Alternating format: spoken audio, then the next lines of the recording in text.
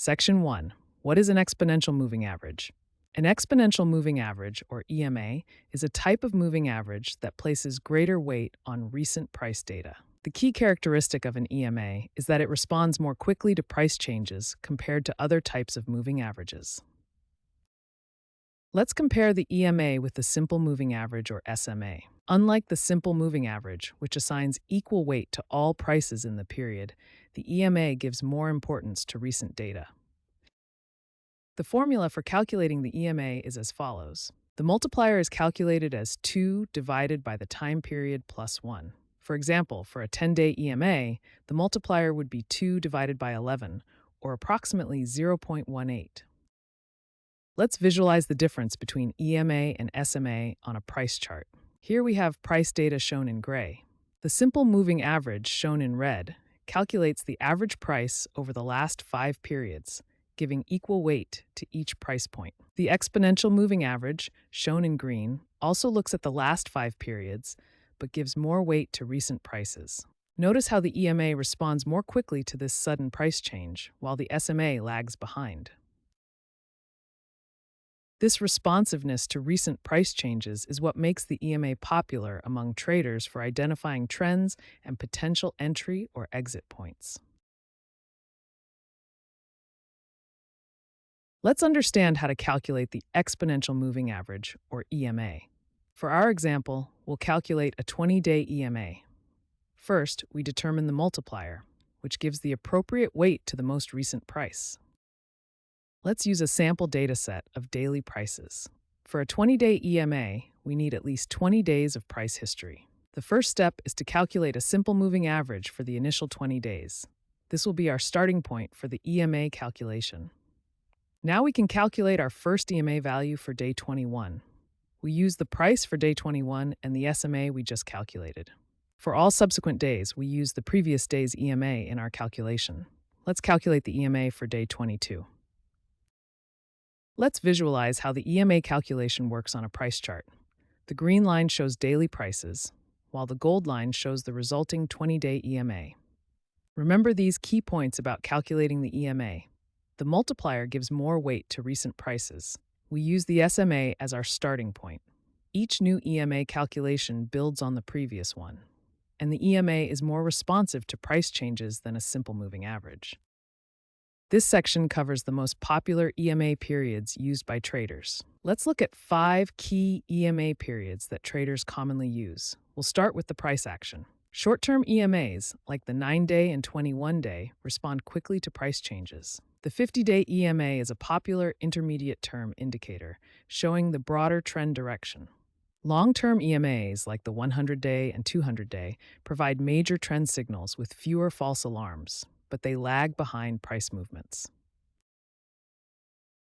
There's an important trade-off with EMA periods. Shorter periods are highly responsive to price changes, but generate more false signals.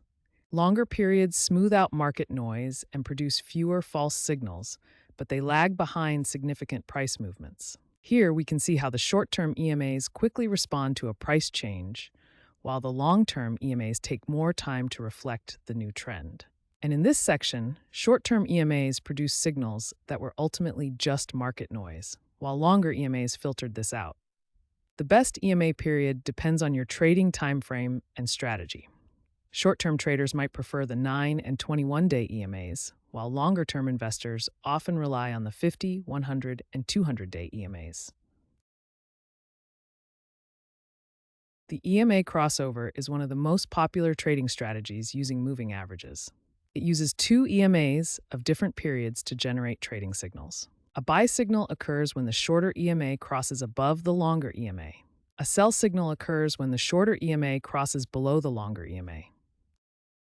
Let's visualize a common EMA crossover strategy using 9 and 21 period EMAs. Here's our price chart showing market movement over time. Now we'll add our 2 EMAs. The shorter 9-period EMA is shown in green, and the longer 21-period EMA is shown in red.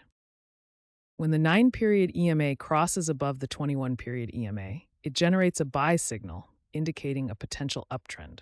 Conversely, when the 9-period EMA crosses below the 21-period EMA, it generates a sell signal, indicating a potential downtrend. For longer-term trend changes, traders use the golden cross and death cross signals. The golden cross is a bullish signal, while the death cross is a bearish signal. A golden cross occurs when the 50-day EMA crosses above the 200-day EMA, signaling a potential long-term uptrend.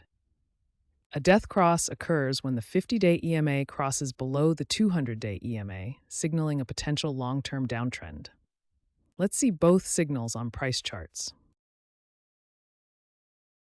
In the golden cross example, we see the 50-day EMA crossing above the 200-day EMA, followed by a strong uptrend. In the death cross example, we see the 50-day EMA crossing below the 200-day EMA, followed by a strong downtrend.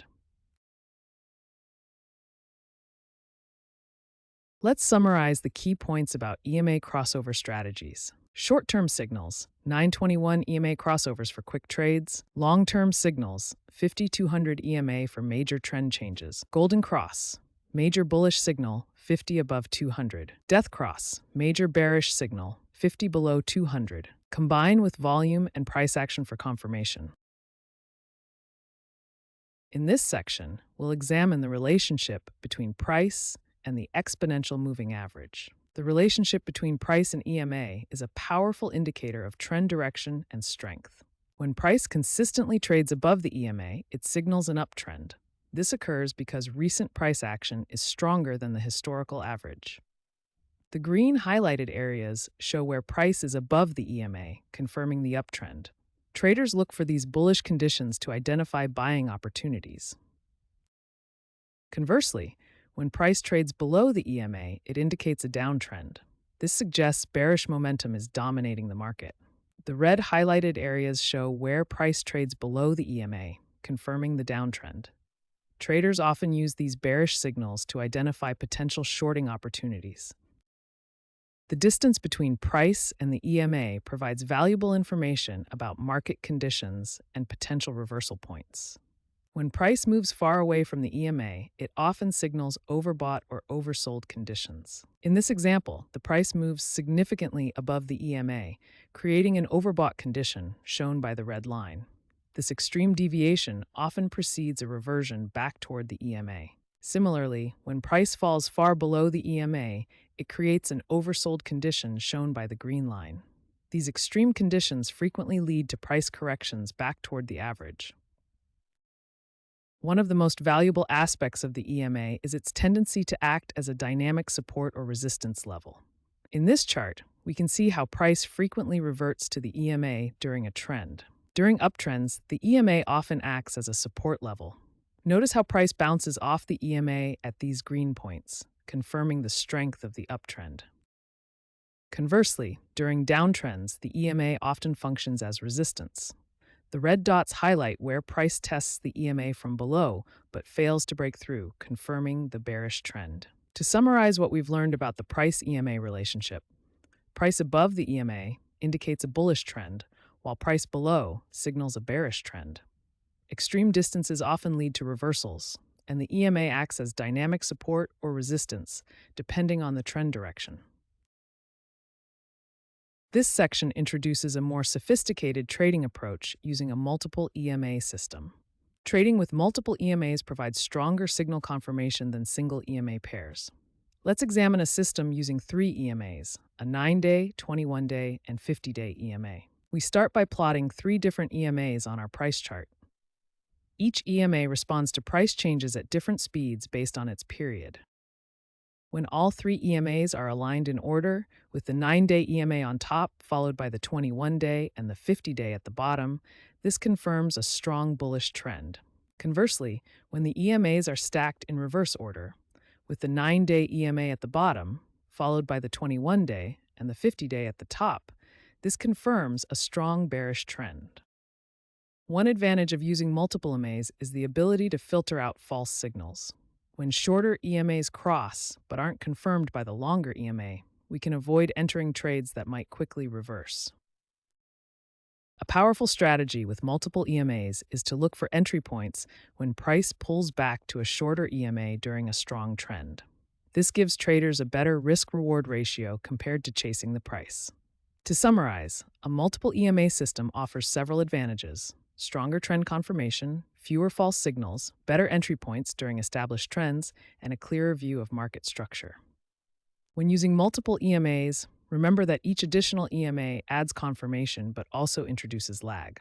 Most traders find 3 to 4 EMAs to be optimal. When using exponential moving averages in trading, combining them with other technical indicators can significantly improve results.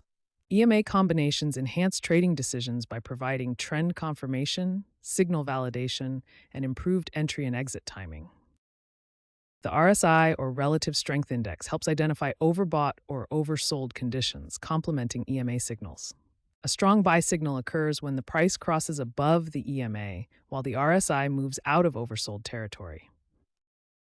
The MACD indicator combines multiple EMAs to track momentum changes, providing confirmation for your primary EMA signals. A powerful buy signal forms when the price crosses above the EMA, while the MACD histogram turns positive, confirming momentum change. Volume indicators confirm the strength behind price movements. Strong volume during trend changes adds validity to EMA signals.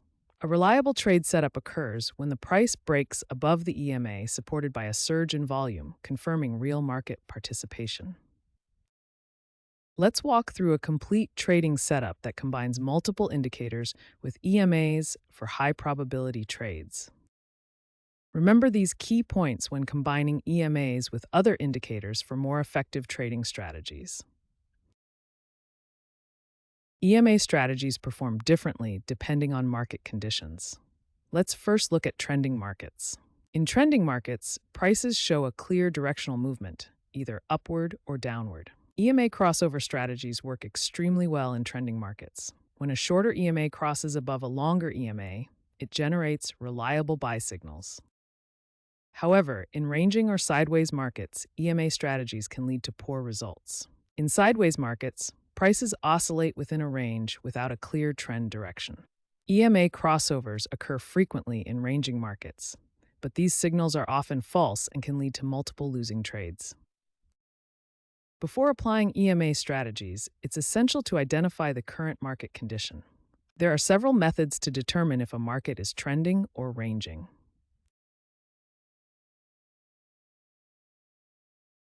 Longer period EMAs, like the 50 and 200 EMA, can help identify the overall market direction. The Average Directional Index, or ADX, is another powerful tool that specifically measures trend strength, regardless of direction. Based on the market condition, here are specific recommendations for your EMA trading strategy. In trending markets, EMA crossovers are effective. Follow the trend direction and consider holding positions longer to capture the full trend movement. In ranging markets, avoid EMA crossovers as they generate false signals. Instead, use oscillators or range-bound strategies that are designed for sideways movement. Remember, the key to successful EMA trading is to always identify the market condition before applying any strategy. When trading with exponential moving averages, proper risk management is crucial for long-term success. One of the most important aspects of risk management is setting proper stop-loss orders. There are several approaches when using EMAs. EMA-based stops are placed a set distance below the EMA line, adjusting automatically as the EMA moves. This approach allows your stop to adapt to changing market conditions. Percentage-based stops are set at a fixed percentage below your entry price, such as 2% or 5%. This method enforces consistent risk per trade, regardless of market conditions. Volatility-based stops adjust the distance based on market conditions. In choppy markets, wider stops may be needed to avoid premature exit. Position sizing is equally important in risk management. The goal is to determine how many shares or contracts to trade based on your account size and the distance to your stop loss. Here's a practical example. If your account is $10,000 and you're willing to risk 2% per trade, that's $200 at risk.